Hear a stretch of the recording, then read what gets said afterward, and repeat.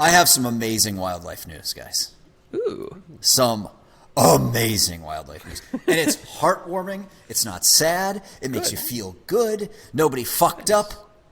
Good. That's a But first. first, yeah.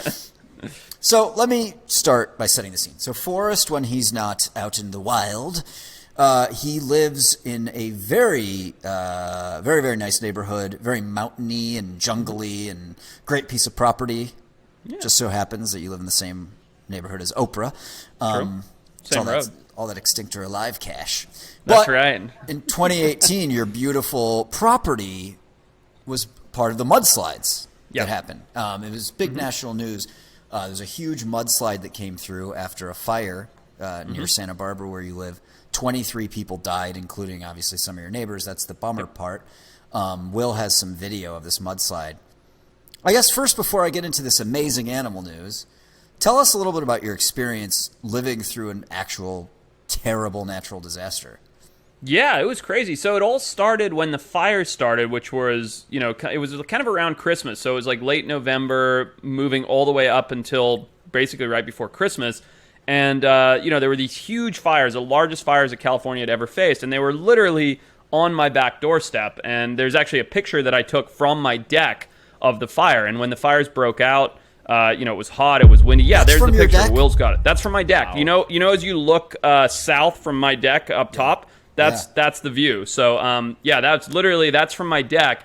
And we got this like emergency evacuation order, and not to dogleg the story too much. No, but sorry, because of the fire. Because of the fire, yeah. Okay. Because of the fire. So we got this emergency evacuation order, and nobody was prepared for the mudslide, so that's why so many people died, and we'll come back to that. But we got this evacuation order from the fire. Now, my buddy was on the cover of the Ventura newspaper because he was a firefighter, and he stayed and saved his home. And the entire neighborhood, there's this incredible picture, is flattened and smoldering, and there's my buddy Adam holding his hose, and his house, like, absolutely fine, right? And everybody lost their house. Nobody had fire insurance. Well, we didn't have fire insurance either. So when the fire moved from Ventura up towards us, I called Adam and was like, Adam, give me your fucking turnouts. And he's like, you got it, man. I'm like, tell me everything you need to know. He's like, I'll be at your house in an hour. I'll help you out. So because he's a firefighter, he flashed his badge. He got into the house because there was blockades keeping people out and everything.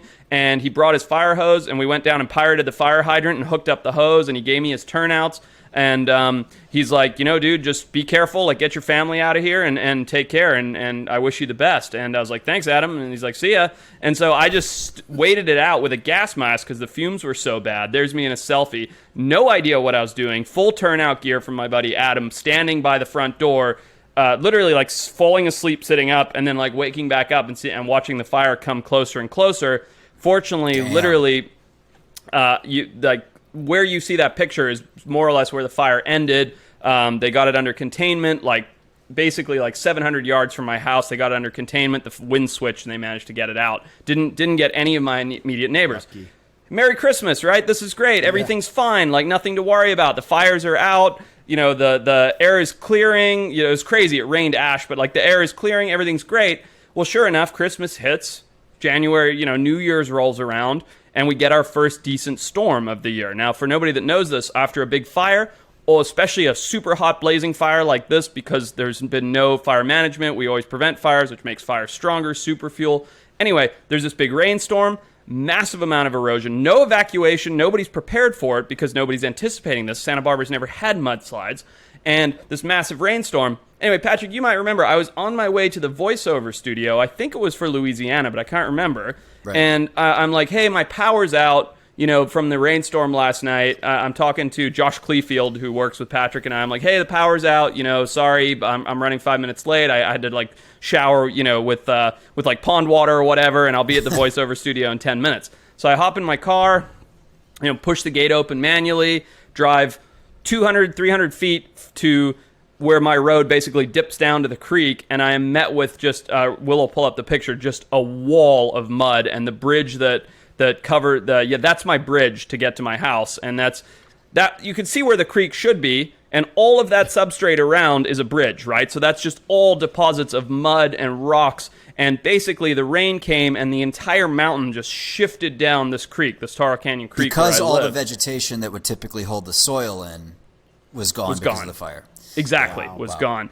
And we'll just cycle through a couple of the images. But yeah, so we had this crazy, that's my road. We had this crazy mudslide where these massive, I mean, some of those boulders, not in that picture, but in some of the other pictures, are the size of school buses that were deposited onto the road. So it wasn't like, hey, I'm going to walk around it and drive out.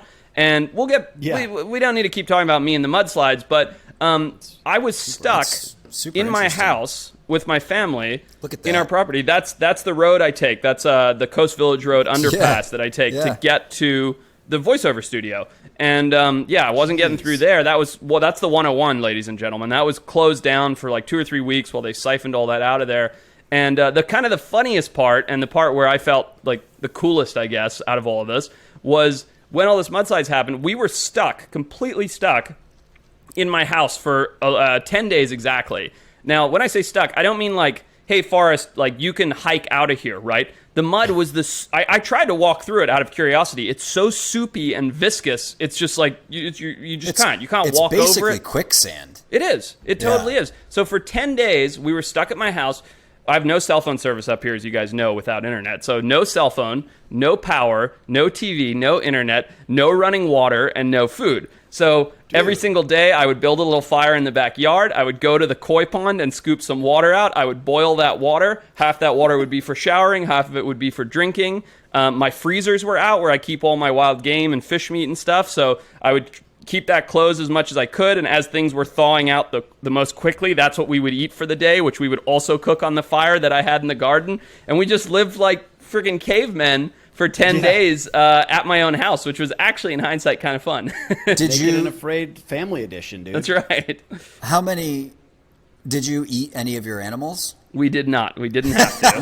None of the koi fish? The second it happened, I was like, oh, we got to eat the peacock. And everybody was like, no, we don't. I was like, we do. It's for survival. And they're like, no, leave the peacock alone. They're like, Forrest, I know you think the peacock's useless because its feathers are... Just please don't eat our peacock. Like, yeah, exactly. We really like it, even though it pecks your car. It makes a really loud noise in front of your bedroom door. That was the family feeling, yep. So that's the story of the mudslide. Right. And I like the segue because where this is going is that I'm going to propose a new pet that I would like you to add to your farm. Okay, interesting. Its name is Patches. On January 9th, 2018, that fateful day of the mudslide, when many houses were destroyed, just a little calico cat named Patches went missing. Presumed dead. Sad. Sure. Sad. And Patches is somewhere under one of those boulders or somewhere in that quicksand.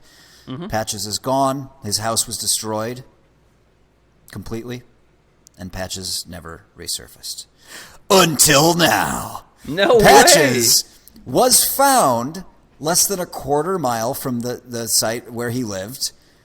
Completely fine. No way. Was brought to the shelter as a stray cat. He is at the ASPCA in Santa Barbara. Famous available for adoption. That is awesome. He's super famous now. Probably That's amazing. Soon. Like, good for Patches. Also, what a dick is Patches for not going home. Well, I guess his home was destroyed. His house was destroyed, and unfortunately, his owners won't be able to take him back. But, Forrest, is there any chance I could convince you to adopt Patches? 100%. That's a boomerang cat. Look at him. There he is! Yeah. That's Homeward Bound, the cat edition. I don't even like cats, looking. And I would get Patches here in a heartbeat. Yeah, you got to get some cats, man. They're good company.